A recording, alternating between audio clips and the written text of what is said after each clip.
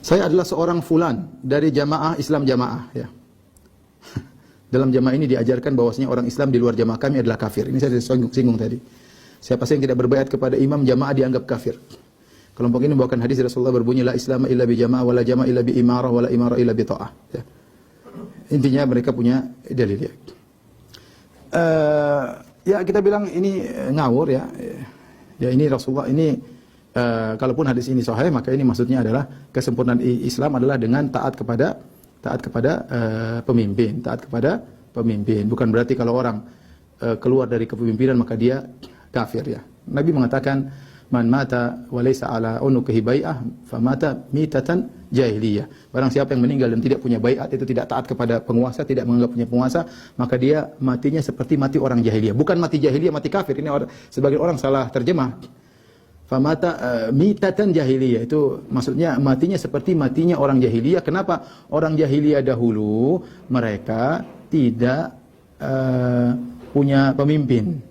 Mereka hidup senang bebas, masing-masing jadi pemimpin sendiri, tidak mau, dan mereka bangga kalau bisa tidak dipimpin. Mereka bangga kalau tidak bisa. Mereka bangga kalau bisa berperang keluar dari kekuasaan orang lain. Maka itu sifat jahiliyah.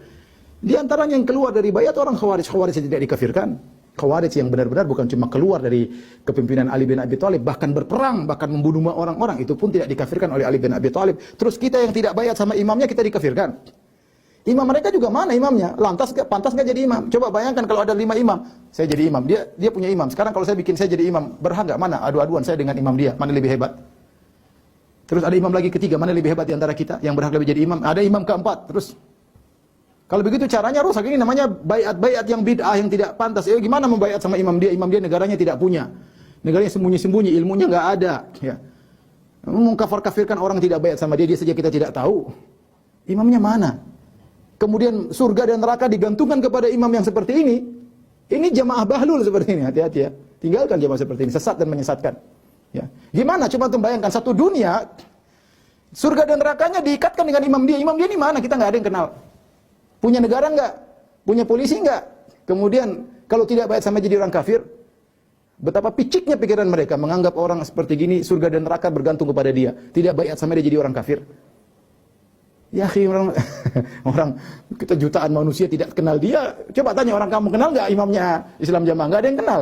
Kemudian kafir, kamu nggak bayat kafir, banyak orang kafir dong. Ini gimana sih? Alhamdulillah antum sudah keluar.